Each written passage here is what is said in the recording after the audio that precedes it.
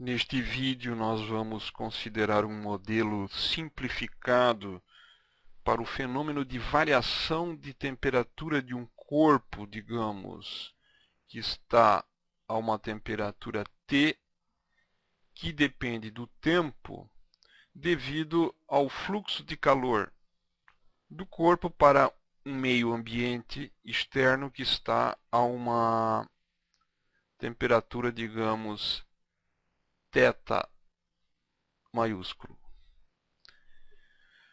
Bom, neste modelo nós vamos supor as seguintes hipóteses.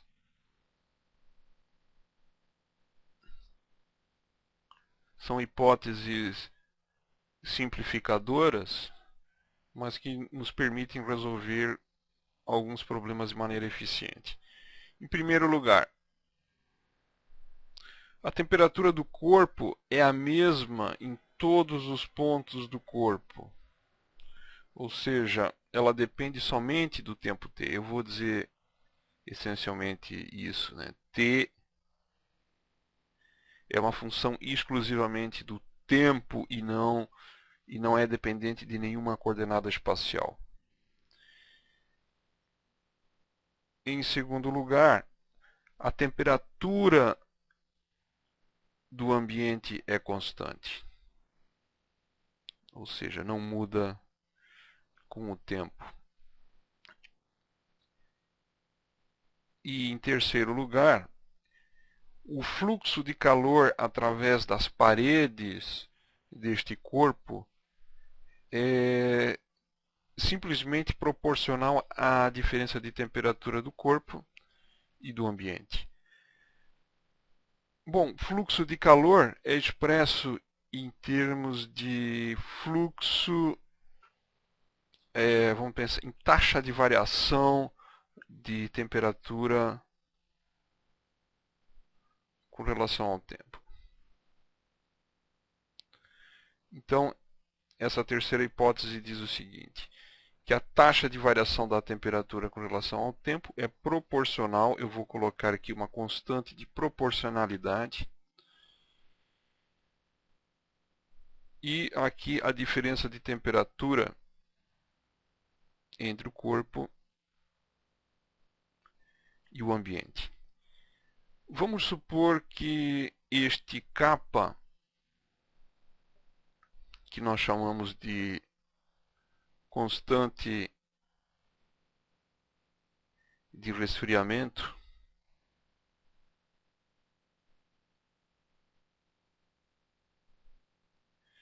é positivo. Bom, se kappa é positivo, vamos examinar melhor o sinal que deve ficar aqui na frente desta equação. Imaginemos uma situação típica deste sistema. Suponhamos que a temperatura do corpo é maior do que a temperatura ambiente. Então este fator aqui é maior do que zero. Bom, kappa é maior do que zero. A temperatura do corpo, à medida que o tempo passa, diminui, ou seja, dt é negativo para dt tempo positivo. Isso significa que nós devemos ter um sinal negativo aqui na frente para termos ambos os lados negativos nesta situação. Temos então uma equação diferencial linear que nós vamos reescrever da seguinte forma.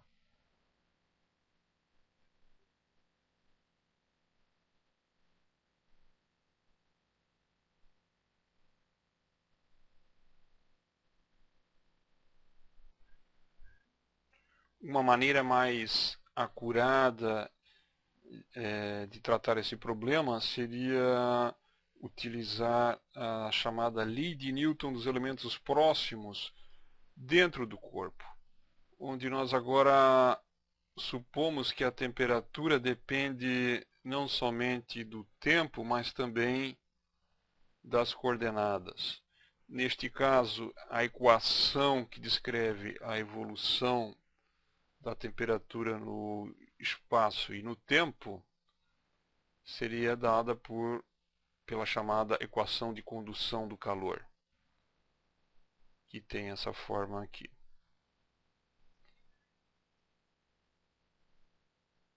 Laplaciano, esse aqui é o Laplaciano da temperatura. Tá? Neste caso, a nossa equação diferencial ordinária serviria como uma condição de fronteira para a equação de condução do calor. Mas vamos nos restringir à nossa equação original, um problema simplificado. E vamos então resolver esta equação. Como ela é linear, a solução pode ser dada na forma de um produto de dois fatores, como nós já vimos em vídeos anteriores, onde V é igual a menos a exponencial do coeficiente que aparece na frente da função desconhecida, então menos kappa dt, o que me dá e elevado a menos kappa t. A função u é dada pela integral da função que está no lado direito, que é kappa θ dividido por v, ou seja, e na menos kappa t dt mais uma constante arbitrária. Ou seja, u, vamos usar outra cor,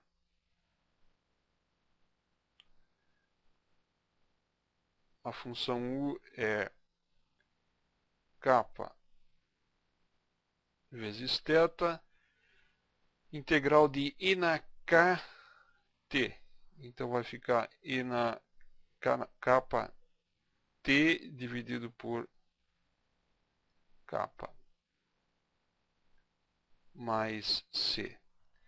Simplifico estes dois capas, então isso aqui me dá θ e na kappa t mais uma constante arbitrária. A temperatura, então, agora tem a seguinte forma, U vezes V. Então, U é dado aqui, V é dado aqui, então eu tenho θ mais E na kt vezes E na menos kt dá 1, né? Mais C E na menos kt. Kappa t.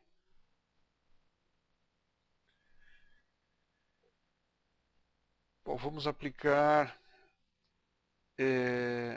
essa nossa teoria a um exemplo. Então vamos supor que temos o seguinte problema.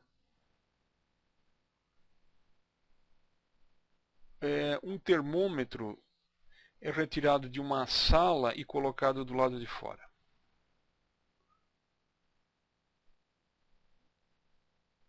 Então, a ideia é a seguinte, eu tenho um termômetro numa sala e coloco ele do lado de fora, onde eu conheço a temperatura.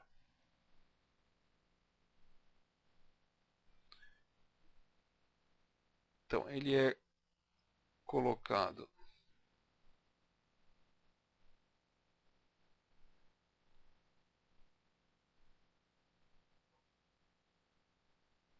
do lado de fora, onde a temperatura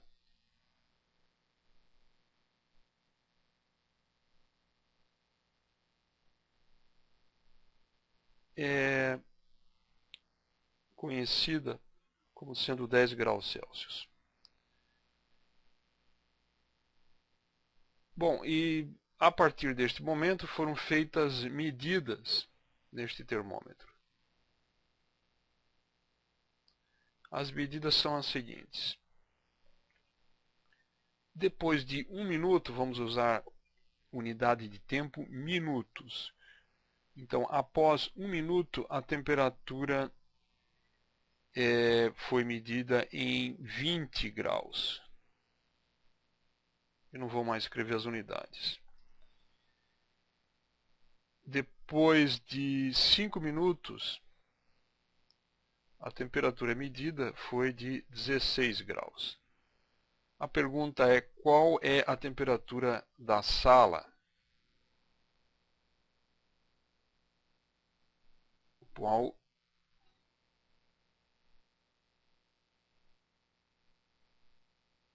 Ou seja, a sala